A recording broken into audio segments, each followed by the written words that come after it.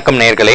வாகர்த்தாவிவ சம்பிரத்தோ வாகர்த்த பிரதிபத்தகே ஜெகதப்பிதரோ வந்தே பார்வதி பரமேஸ்வரோ. தென்னாருடைய சிவனே போற்றி, எந்நாட்டவர்க்கும் இறைவா போற்றி. சிவசக்தியின் அருளால் தற்பாதங்களை வணங்கி நாம் முந்தைய காணொளியில் தெய்வ வழிபாடு மற்றும் ரிஷிக்கல் வழிபாடுகளின் பார்த்து வந்தோம்.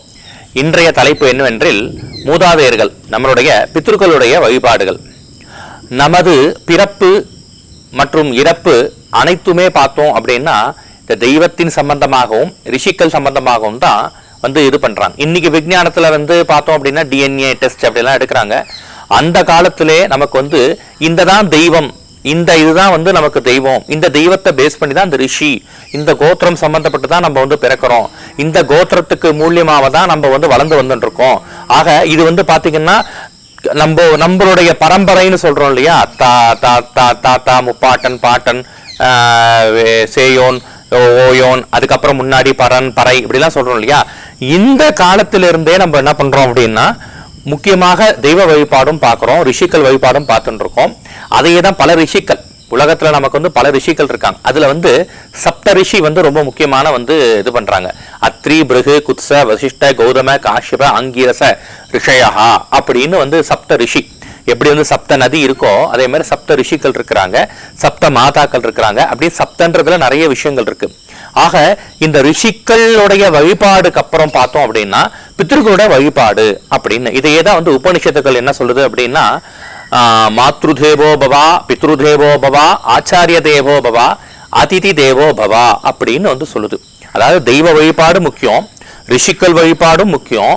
அந்த ரிஷிக்கல் வழிபாடுக்கு அப்புறம் நமக்கு உயிர் கொடுத்த நம்மள இந்த பிறவில மனுஷ பிறவி, அடுத்தது நம்மளுடைய ஜீவத்தை காலத்தை ஓட்டுறதுக்கு நம்மளுடைய பித்ருகள் ரொம்ப முக்கியம். அந்த பிதர்களுக்கான வழிபாடு தான் இதுல பேச போறோம் நம்ம. ஆக பிதர்கள் அப்படின்னாவே என்ன அப்படின்னா நம்மளுடைய மூதாதையர்கள் அப்படின்வாங்க. நமக்கு உள்ள ஜீன், நம்ம பிறக்கிறோம், நம்ம வளர்றோம் அப்படின்னா ஒரு குழந்தைய பார்த்த உடனே சொல்லுவோம், ஆஹா இது தாத்தா மாதிரி இருக்கானே, இவன் பாட்டி மாதிரி இருக்காளே அப்படின்ட்டு. அப்போ அந்த பிதர்களுடைய ஆசீர்வாதம், அந்த ஒரு வணக்கத்துக்குரிய அந்த பிதர்களுடைய ஆசீர்வாதம் அந்த குழந்தைக்கு எப்பவுமே இருக்கணும் அப்படின்னா பிதர்களோட வழிபாடு. இதுதான் மாதத்துல ஒரு நாள் பிதர்கள் தினம் அப்படின்னு வச்சாங்க.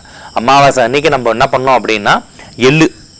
ஏன் எள்ளு எடுத்துக்கிறோம் அப்படின்னா எள்ளு தான் உயர்ந்த ஒரு தானியம். அந்த தானியத்தை இது பண்றோம் அப்படின்னா பெரும்பாலும் அதை வச்சுதான் நம்ம தர்ப்பணம் பண்றோம். தர்ப்பணம்ன்றது என்ன அப்படின்னா பிதர்களுக்கு கொடுக்குற திருப்தி தான் தர்ப்பணம். அந்த எள்ளும் தண்ணியும் சேர்ந்து தர்ப்பணம் பண்ணும்போது பிதர்கள் சந்தோஷப்படுவாங்களாம்.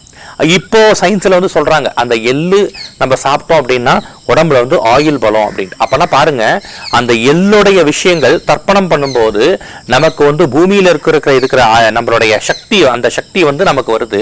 அதையே நம்ம சாப்பிடும் போது நமக்கு பாத்தீங்கன்னா உடம்புல இருக்கிற நல்ல ஒரு அயன் சக்தி நமக்கு வருது. இதுதான் நம்ம பித்ருக்கள் விரும்புவாங்களாம். எந்த பித்ருக்களும் தன்னுடைய பசங்களுக்கு கெட்டது நினைக்க மாட்டாங்க, நல்லதுதான் நடக்கணும், நாம் போய் கூட அந்த குழந்தையோ அந்த பெண்ணோ அந்த பிள்ளையோ நல்லா இருக்கணும் அப்படின்னு வேண்டுவாங்க. அதுக்கான பிரார்த்தனை வழிபாடு இந்த இதுதான் பித்ருக்களுடைய வழிபாடு அப்படின்வாம்.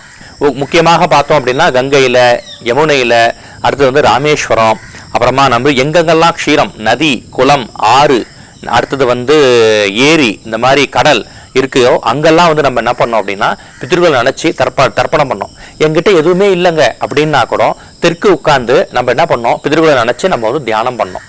அதனால்தான் பாத்தீங்கன்னா இந்த பிதர்களுக்கு ரொம்ப ரொம்ப நம்மளுடைய சனாதன தர்ம இதுல பிதர்கள் வழிபாடை முக்கியமா கொடுத்துருக்காங்க.